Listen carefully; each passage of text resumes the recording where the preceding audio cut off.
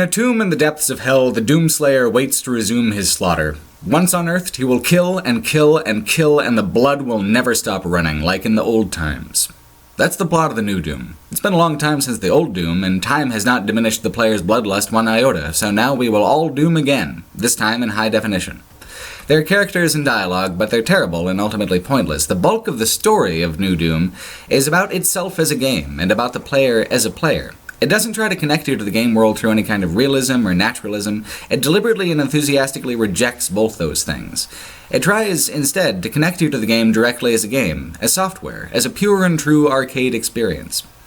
In theater, there's the fourth wall, the unspoken, unseen barrier and creative agreement whereby the actors and the production pretend that the audience isn't there, and the audience pretends that they're not plainly visible to the actors. In games, especially first-person games, the fourth wall usually works a little differently, whereby the audience and the game's protagonist are meant to be indistinguishable. We are not typically, as players, meant to recognize that we are having a completely different experience than the protagonist, that we are sitting at home pushing buttons and doing mundane things, while it's only the protagonist who is performing actions and doing fantastical things. When people talk about atmosphere and immersion, they're usually talking about how well the game is able to make you ignore the fact that the player and the protagonist are two different people. The new Doom's narrative genius, and I do mean that, it's brilliantly executed and conceived, is in how the fourth wall is as transparent as your computer screen. You are never meant to feel like anything you see or do is plausible, believable, or sane. You are meant to experience the impossible, the outrageous, and the ridiculous, with full knowledge of its unreality, and an unbroken chain of high-speed violence, where any pause or any hesitation can be fatal. Doom 3 cared about atmosphere and immersion. The new Doom never slows down enough to even begin pursuing those things, and through a combination of momentum, joyfulness of mechanics, and visual artistry, finds itself never even needing those things to begin with. It's the opposite approach from Machine Gain's Wolfenstein: The New Order, wherein the source material is transformed by taking it more seriously and giving it more weight. Here, the lightness of heart, swiftness of movement, and tides of blood are preserved, quite literally, as sacred and ritualistic parts of the game experience. It's not a sequel, it's a reboot. But more than that, it's one of the most explicitly devotional reboots I've ever seen. Which is appropriate, considering that the source material has taken on a larger-than-life quality of its own. Doom popularized first-person shooters. It popularized the PC as a gaming platform.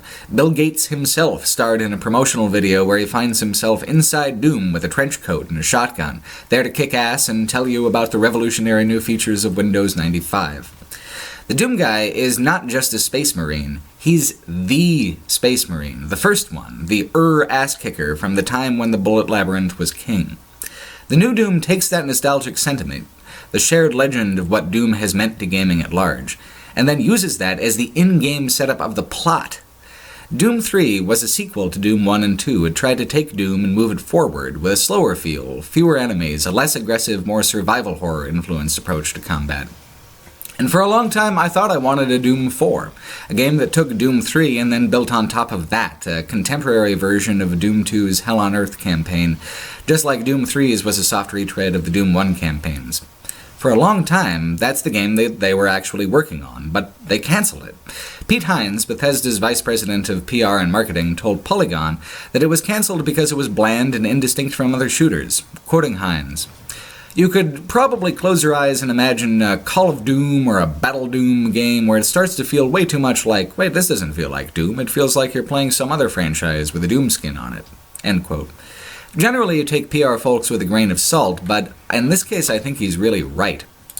In a high-definition version of Hell on Earth, with modern mechanics the way Doom 3 brought in the mechanics of its time, would be lacking in personality, lacking in heart, lacking in that essential spark that made the first two games so unmistakably iconic that, while frequently imitated, they still remained peerless in their particular blend of blood, mazes, and art styles for years and years and years. Forward-looking games, like Doom 3, are necessarily about pushing boundaries of technology and format. As a reboot, the new Doom asks different questions. It looks backwards and asks, what experiences did the old Dooms relay that have been lost to time? Where did we go astray? If you look to Doom 3, you can see the trap, the Realism Trap. The idea that the best way to show off game technology is to make it seem real, to make it feel gritty. Showing off a game engine and designing a grim-dark world for your shooter used to go hand in hand, all in the name of preserving the fourth wall, the illusion that player one is the protagonist. Doom 1 and 2 could not on a technical level ever come close to any kind of realism, so they never try. They never conceived of the protagonist as a character either. They never even named him. He's the Doom guy. He's the avatar of Player 1's bottomless digital wrath. He's hands on a gun and darting eyes under a helmet. This fundamental, one-dimensional inhumanity is given mythological dimensions by the new Doom. Doom guy kills and kills and kills, and he will never stop. He will never run out of battles or battlefields. If you saw him as a real human, like Blazkowicz in the New Order, it would be an existential nightmare. If you see him as a mythological force of unbridled avarice, it works. So, from minute one of the game, that's what you are. The Doom Slayer is not a realistic figure. He is a figure of myth and legend. His slaughter across Mars is a ritual bound by destiny to endlessly repeat. The plot of Doom is not anything with Samuel Hayden or the UAC or Argent Energy. The plot of the game is that Doom itself is a ritual, and that the players, as themselves, as players, are invited to accept communion at its altar. One of the first lines of narration, given like the incantation of an ancient prophecy, is actually cribbed from a comic book of the original Doom. The line, "Rip and Tear," comes from the Doom guy's berserk inner monologue. The full line is, "Cyber Demon, big deal, he's slim pickings. Rip and tear, rip and tear, rip and tear your guts. You're huge. That means you have huge guts. Rip and tear." The new Doom doesn't just make this a canonical way to characterize the Doom guy, it makes it a catechism for the broader game design. First and foremost, the game's most basic AI and level design punish anyone trying to use cover or stealth, or anything that isn't explicitly running and gunning.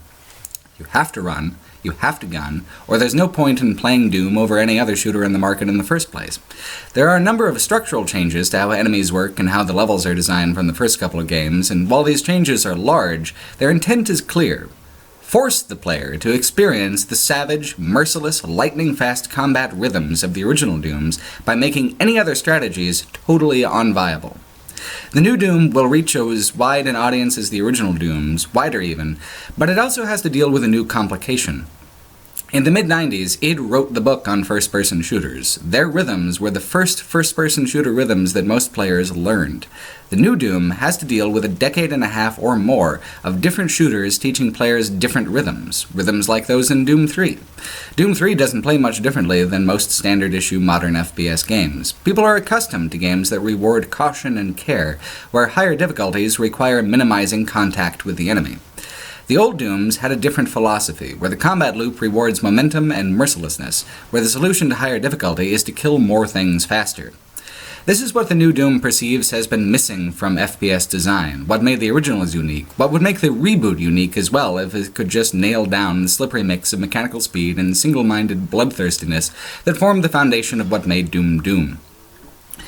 I've seen a number of people say that the new Doom is a dark and grim game on account of its violence and blood, but I never experienced that to be the case. Doom is a riot of color and action, a sensory experience focused on the absolute immediate moment, as opposed to an atmospheric shooter which builds tension over time. For all its blood, and there is a comically endless amount of blood, Doom is one of the most truly joyful game experiences I've had in a long time, and more than any deliberate element of its design, it's this sense of pure fun, shared fun between developer and player, that makes the reboot so comprehensively successful. One of the biggest structural changes from the earlier Dooms to the new Doom is the switch from corridor labyrinths to wide-open multi-level arenas. After all, wasn't the outrage over Bioshock Infinite's swap from the corridors of Rapture to the arenas of Columbia indicative of a general sentiment that arenas are somehow inherently bad? I liked Infinite a lot, but I see why people have that complaint. Except here with Doom, it's a whole different situation. If you pull apart the design of the first level, you can see just how different in intent and execution the new Doom is over Bioshock Infinite. Yes, both have multi-level arenas, but where Infinite simplified and streamlined a wide array of tactical options, ones that rewarded craftiness and subterfuge, to a smaller combat-only list, the new Doom doesn't simplify at all. It intensifies and it expands on pre-existing mechanics and rhythms. Old Doom's corridors are iconic, but they serve a technical purpose as well. It's not like the original Dooms are exactly full 3D as far as the sprites are concerned, and large outdoor areas look really terrible. Plus, corridors take up fewer computer resources than larger areas. When you transition from level to level, you'd see a wide map showing all the levels from above, marking cleared locations with a blood spatter, and pointing you with an actual "you are here" arrow to where you're going next. When you've put on your armor and gotten your shotgun and finished the parts of the level that serve as tutorial in the new Doom, you head on up an elevator. It's been corridors so far. Then the title screen for Doom, a heavy metal guitar riff, and the elevator doors open on Mars. The giant, sprawling face of Mars, which you'll fight your way across miles of. There is no more between mission map, because you experience all of those transitions in real time now. The scope of your journey preserved, your experience of that journey made vastly more engaging and vivid. The corridors of the original game kept you running, kept you confused and guessing, kept giving you the impression of danger around every corner. These arena battles are actually no different. They've just taken maybe 75% of the walls away and added maybe twice as many enemies. You still experience the game on a moment-to-moment basis pretty much the same way. Shoot, move, dodge, pivot, switch direction, jump, shoot, shoot, shoot, press the use key. With Infinite, the popular complaint was that the tactical options were reduced, and that the gamified violence was given too much prominence with the switch to arena battles from corridor shooting. Here, in the new Doom, the arena allows for greater freedom of mobility and moment-to-moment tactics than the corridors ever actually could. A hallway full of demons is, after all, a funnel full of demons. Here you have a legitimate, self-contained battlefield with twists, turns, and secret advantages, where a whole horde of demons are leaping, snarling, and hurling death in every direction, while you are breathlessly doing the same. And the gamified violence in Doom isn't the means to an end, it's the end, the destination, and the thing the road is paved with both. The spirit is the same in the new Doom as in the old Doom. The new format just lets it breathe easier, go faster, spiral out in much wider and more chaotic directions. It doesn't matter which direction you go. You just have to go that direction as furiously as possible. Besides, the new Doom really is a labyrinth shooter in the traditional mold, something unseen in a AAA title in years. Despite its penchant for arenas, the levels are unbelievably huge, taking an hour or more apiece to complete. Within these winding, wonderfully unrealistic places are always more than a half dozen well-hidden secrets. I'm terrible at finding them. I got maybe a third of what's in the game on my first go-around, but I already want to play again and look harder. That's the thing about the original purpose of secrets in games. It's not about giving the player power or checking off collectibles on a list. It's about the level designer putting in something subtle and clever that most people, and I mostly fit into the most people category, breeze right on by and never notice. Only the players really paying close attention will find these things, and when they do, it's a genuinely special little moment, a hidden thing, a private thing, secret knowledge now shared between game maker and game player. A good secret taps into that sense of joyfulness I was talking about earlier. This new Doom has some of the best secrets to come along in gaming for a long time. One reliable secret, once per level, is a hidden lever that opens up some part of the map with the graphics and art style of the old Doom. Not a full level, just a tiny snippet, an interactive snapshot of an iconic moment of the Dooms of ancient times. Part of the self-referential mythology of the game. And they fit. You round a corner, and there's old Doom down the barrel of your gun in the new Doom, and it looks perfectly at home there. Yes, the arena battles alter some of the fundamentals of the level design. There are no longer so many mazes in the explicit rat-going-for-the-cheese kind of way of the originals.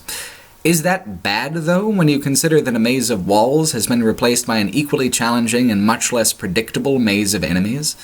When you consider the claustrophobic walls have given way to tremendous, gorgeous vistas and beautifully lit interiors? Games often struggle with figuring out how to use color. Many games have drab earth tones in the hope that this implies realism. Many others are obnoxiously cartoonish with the implication that games are toy-like in many ways, which some certainly are. The new Doom is neither. It is spectacularly colorful, proudly and exuberantly so, but there's so much detail in the backgrounds, objects, and models, and the color is used so smoothly and skillfully that it's spun far out from all the usual aesthetics of games and palettes and into artistic territory that feels as subversively fresh as the originals did. It's like a heavy metal surrealism, and that is a huge accomplishment. It's something Doom 3 couldn't even pull off for all the impressiveness of its shadows. There are really only 3 things that the game does pull from Doom 3, and all of those things are cosmetic things. They kept the look and feel of the plasma rifle, they kept the model of the Hell Knight, and they kept the look of interactive touchscreens in the game, but not their functionality. They brought back the use key and gave you a big extensive codex instead. That was really the only big mechanical and artistic misstep, in my opinion. If you're going to have touchscreens, don't strip out their interactivity. Let the player use them to explore the story and read entries on that particular terminal at will. Don't just stuff those entries into a menu tab that no one reads and then put an exclamation point next to it as a way to remind players to care about the thing at some point. The new Doom is hugely clever about many aspects of its presentation. The dialogue and written codex entries are not one of those aspects. The game has a strong open from a story perspective. You start off with the breaking free from the chains of your prison, disoriented. Demonic invasion in progress, a terminal helpfully suggests immediately after you find your armor. What you are, what you came here to do, is clear. Kill the demons. Out of sport, out of cruelty, out of necessity, take your pick. Where the game really falters is how it wants a more tangible plot on top of that. It wants something that's so nonsensical and pointless, I'm not sure why it was included at all. There are some parts of it that are likable. The UAC is now a religious corporation, for example, a nefarious one like the Church of Unitology from Dead Space. It's run by a cyborg doctor with an authoritative voice, and there's another scientist, but she's working for the demons and was the one who triggered the demonic invasion. For the entire game, you chase her down, picking up her tools and cleaning up her messes, while the cyborg doctor updates your objectives. Between the two of them is a subplot about how the UAC is solving Earth's energy crisis with Argent energy, which is the power of hell itself. Even the Doom guy doesn't have the time or the inclination to deal with this shit. When instructed to carefully remove the lens of an Argent device, for example, Doom guy just fucking breaks it and moves on, and he does that with all of them. If it's not running, and it's not gunning, it is canonical within the game that the Doom guy just doesn't want to do it. Exposition isn't necessary, and this is fully acknowledged within the script of the game, which then goes on to bend your ear about Argent energy and cyborg Samuel Hayden's vision for mankind's future in the UAC anyway. The thing is, neither of the other, two characters in the game seem to have personalities or tangible motivations. You wait 2/3 of the game to find out why the villain is doing what she's doing, and the answer is the demonic voices told her to. The script has this extremely annoying habit of doing repetitively vague bits of foreshadowing, leading up to a simple and guessable answer. And then there's moments of revelation and exposition which are nothing more than piles of buzzwords. Argent demon energy analysis. Dimensional complication artifact betrayal. You have to put the spork in the sprocket to charge the demon locket. Buzzwords are not actually exposition. Much more storytelling is done through Doom Guy's casual disinterest in completing the goals that Hayden asked him to accomplish than through any of Hayden's actual dialogue. Then, on top of everything else, they quake for the climax. In Quake 4, your commanding officer congratulates you at the climax of the game and then tensely informs you that he has another mission before the fade to credits. And now it's 10 years later and no mission ever materialized.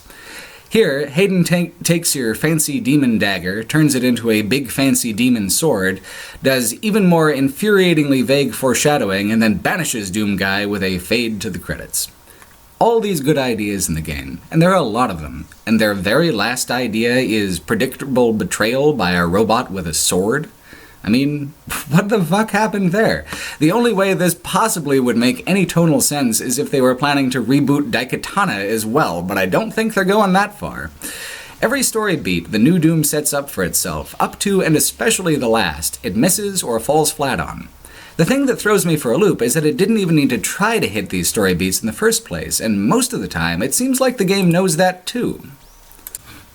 Traditional storytelling, like in movies and books and such, is complex. It tries to create a sense of a world before, after, and beyond the story. You can do traditional storytelling with games, a lot of games do, but you can also do something that games are uniquely, specially suited to do as a medium. Create an experience that exists wholly in the moment, unbound from outside meaning or distraction. The original Dooms did that brilliantly, and the new one does it just as well. Other critics have complained that this game is little more than dumb fun. I disagree. It's smart fun. But the things that are the smartest about it are confined to the absolute present tense experience. Heavy metal music was obviously a big influence for the game, maybe the reboot even more than the original Dooms, and there are worthwhile comparisons to be made between the two. Heavy metal is technical. It requires nimble fingers and tight control of speed and rhythm to master. Heavy metal is operatic. It relies on emotions and themes that are more wild and colorful and exaggerated compared to anything you'd find in the real world. Heavy metal is loud. Heavy metal is fast. And if you're not in the mood for it, heavy metal can be extremely obnoxious. But when you're feeling it, it is the exact right thing.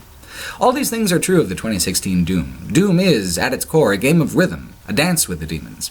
Even the most controversially gimmicky aspect of the game, glory kills, makes perfect sense rhythmically. They're like punctuation marks in battle. You do some running, some shooting, and then cap off a 5 to 20 second string of carnage with some fabulously gory kill, like ripping off a demon's arm and beating them to death with it, which is a turn of phrase I've heard, but never seen animated until now.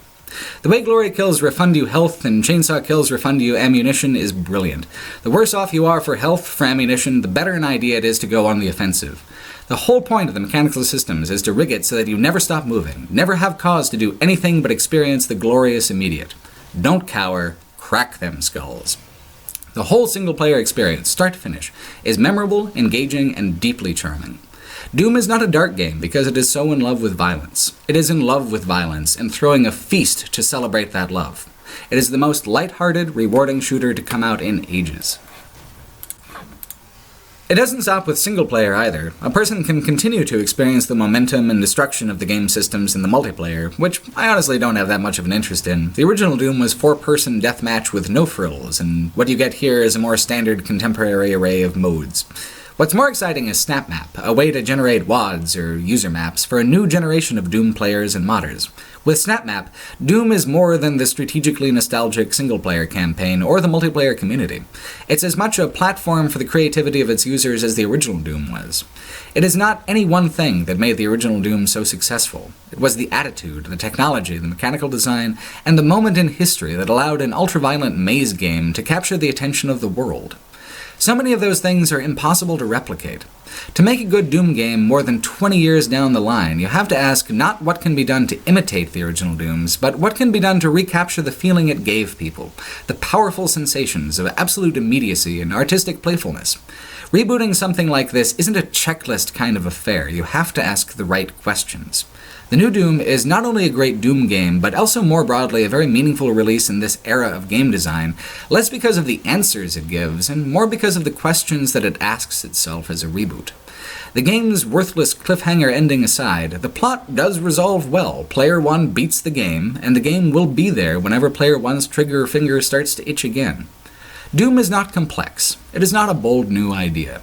It is an incantation and a ritual, one that holds tremendous satisfaction in the repetition, and the understanding of the act as a formal and artificial thing. The beads of the rosary and the bullets of the chain gun put to the same purpose. There is no pretense of immersion or atmosphere. Doom is just a game. A truly great game. A deceptively smart game. A surprisingly human game. And all it really asks you to do is rip and tear.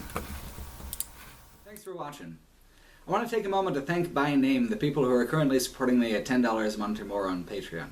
This channel and all the content I do is supported by people who make personal donations through Patreon. I really appreciate it. I appreciate everyone who donates, but these people help me out particularly.